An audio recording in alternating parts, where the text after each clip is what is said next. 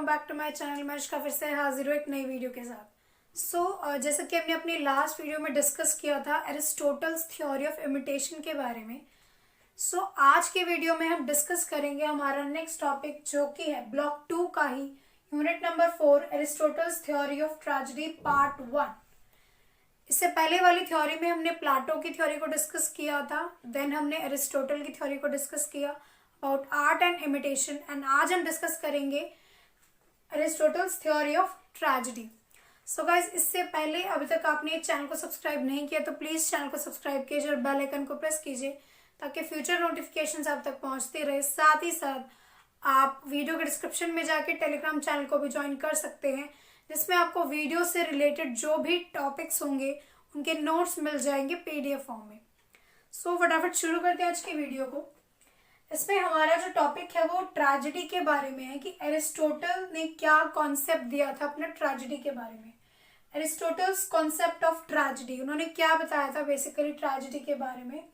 He defines tragedy as the imitation of an action that is serious and also as having magnitude complete in itself.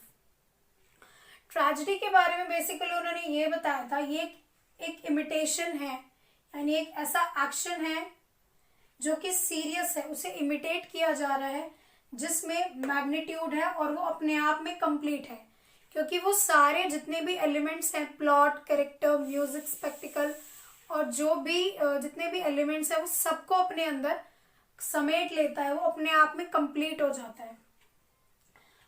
Next वो इसी definition को आगे continue करते हुए बोलते हैं, tragedy is a form of drama exciting the emotions of pity and fear. यानी जो ट्रेजेडी है वो ड्रामा का एक ऐसा फॉर्म है जो कि एक्साइट करता है कौन कौन से इमोशंस, पिटी यानी दया और फियर यानी डर। ठीक है। एंड नेक्स्ट पॉइंट इसमें आता है कैथारसिस। कैथारसिस मैंने लास्ट टू लास्ट वीडियो में भी बताया था आपको, जब हम थ्योरीज कंप्लीट कर रहे थे इंडियन एस्थेटिक्स में। कैथारसिस बेसिकली होता क्या है, when we get attached emotional after watching a movie drama towards a character.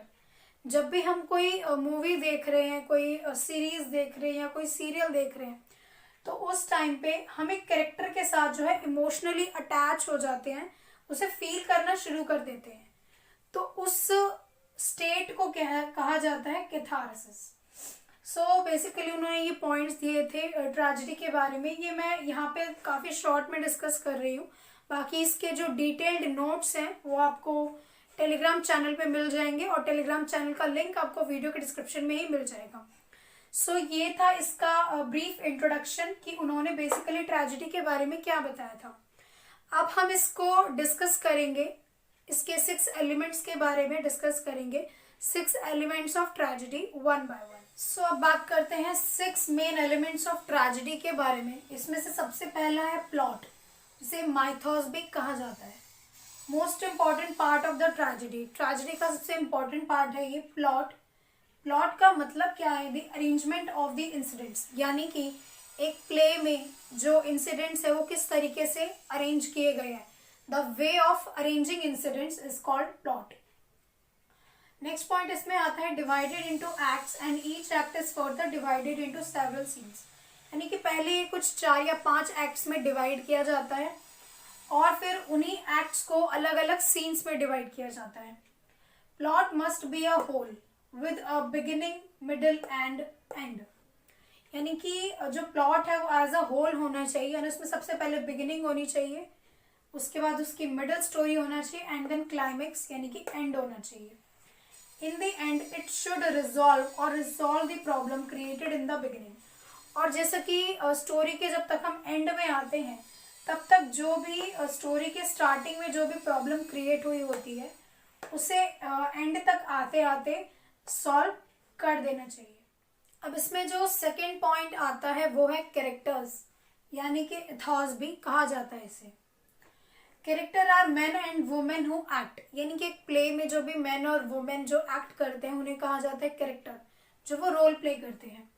Hero and heroine are 2 important figures among the characters.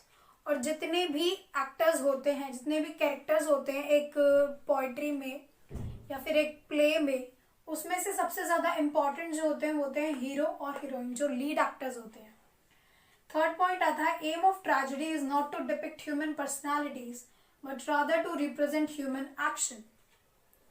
यानी कि जो ट्रेजेडी का एम है वो ह्यूमन पर्सनैलिटीज को दिखाना नहीं है, बल्कि ये दिखाना है कि जो ह्यूमन है वो किस तरीके से एक्ट करते हैं। ह्यूमन एक्शन को रिप्रेजेंट करना ही जो है वो ट्रेजेडी का मेन एम है। नेक्स्ट इसमें आता है it is considered as the second important part after plot. सबसे पहला जो इम्पॉर्टेंट पार्ट है वो ट्रेजेडी में होता है प्लॉट, एंड सेकेंड नंबर पे आता है आपका कैरेक्टर्स। अब इसमें नेक्स्ट हमारा पॉइंट आता है जो कि है थॉट। थॉट और डायनोसिया भी से कहा जाता है। तो थॉट बेसिकली क्या होता है? Thought means what the characters think और feel during their career in the development of the plot. यानी कि थॉट यानी कि विचार, यानी वो थॉट जब कैरेक्टर जो है वो थिंक यानी सोच रहा होता है या फील कर रहा होता है, कब? जब प्लॉट का डेवलपमेंट हो रहा होता है, यानी कि स्टोरी जैसे जैसे आगे बढ़ती है तो उस दौरान जो भी कैरेक्टर है, जो भी प्रोटैगनिस्ट है, कोई भी प्रोटैगनिस्ट हो सकता है, वो मेल भी हो सकता है, फीमेल भी हो सकता है, कोई भी कैरेक्टर्स हो सकता है, तो जो वो सोच रहा होता है that is called thought. Simple dianoia की अगर हम बात करें, it can be defined as the inner questioning which makes the protagonist choose one way और द अदर। बेसिकली थॉट्स क्या होता है? जो भी हमारे पास इंफॉर्मेशन पड़ी होती है, जब हम आपस में उसे रिलेट करते हैं, उसे सेंटेंसेस बनाते हैं, तो वही थॉट्स जो हैं वो हमारे ब्रेन में घूम रहे होते हैं, हमारे ब्रेन में चल रहे होते हैं। और जब हम इनर क्वेश्चनिंग करते हैं, यानी खुद से अंदर ही अंदर सवाल पूछते हैं, तो धीरे धीरे हमें चीज़ों के जवाब मिलते जाते हैं। तो इसी चीज़ की वजह से जो प्रोटैगनिस्ट है, यानी जो मेन कैरेक्टर है स्टोरी का, वो वन और द अदर वे, वो या तो ये रास्ता चूज करेगा या कोई दूसरा रास्ता चूज करेगा, उसे सिंपली कहा जाता है डायनोसिया। एंड देन क्या होता है? The train of thoughts which leads to the decision is called dianoia. Simple dianoia होता है जब वो इनर क्वेश्चनिंग करता है, एक या कोई दूसरा रास्ता चूज करता है। उसके बाद जो ट्रेन ऑफ थॉट्स, यानी थॉट्स की जो ट्रेन है, ठीक है, उसके दिमाग में चल रही होती है, उसके बाद सब कुछ सोचने समझने के बाद वो एक डिसीजन पे पहुंचता है, तो उसे कहा जाता है dianoia. For this reason Aristotle considers dianoia to be an essential part of tragedy. और इसी रीजन की वजह से जो एरिस्टोटल है वो डायनोसिया को एक एसेंशियल पार्ट मानते हैं ट्रेजेडी का। अब इसका फोर्थ पॉइंट आता है जो कि है स्पीच, और इसे डिक्शन भी कहा जाता है। डिक्शन और speech is the medium of language और expression through which characters reveal their thoughts and feelings. यानी स्पीच, जैसा कि नाम से ही पता चल रहा है कि वो मीडियम है लैंग्वेज का या फिर एक एक्सप्रेशन का, जिससे कि जो कैरेक्टर है, प्ले के जो भी कैरेक्टर्स हैं या स्टोरी के जो भी कैरेक्टर्स हैं, वो अपने थॉट्स या फीलिंग्स को एक्सप्रेस करते हैं, ठीक है, उसे कहा जाता है डिक्शन या फिर स्पीच। फिफ्थ पॉइंट इसमें आता है सॉन्ग, इसे कहा जाता है म्यूजिक या मेलोडी भी। Music and theatre were highly influential forces in the Greek world. यानी जो भी ग्रीक प्लेज होते थे, ठीक है, कोई भी प्लेज हो गया, पोएम हो गई, ग्रीक में स्पेशली, वैसे तो सब में इसका यूज किया जाता है, लेकिन ग्रीक में इसे सबसे ज्यादा इन्फ्लुएंशियल फोर्स ऑफ वर्क माना जाता था। नेक्स्ट आता है द कॉरस।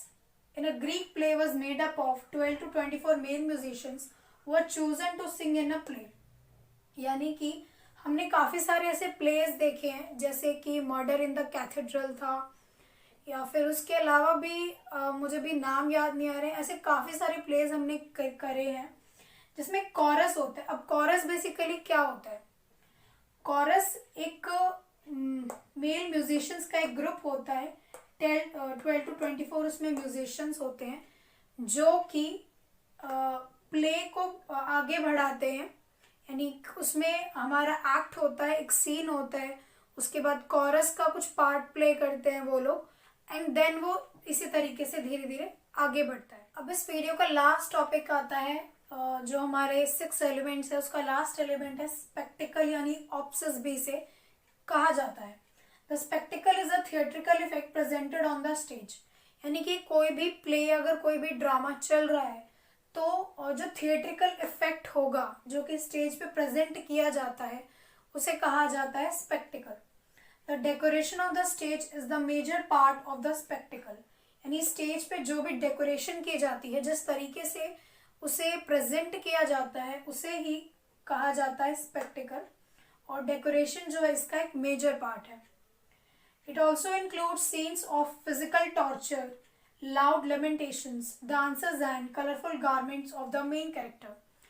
अब स्पेक्टिकल में क्या क्या इंक्लूड करते हैं? फिजिकल टॉर्चर अगर किसी कैरेक्टर पे किया जा रहा है, लाउड लेमेंटेशंस यानी बहुत ही पिटी या बहुत ही दर्दनाक कोई सीन दिखाया जा रहा है, डांस अगर शो किया जा रहा है, या फिर कलरफुल गारमेंट्स है मेन कैरेक्टर के।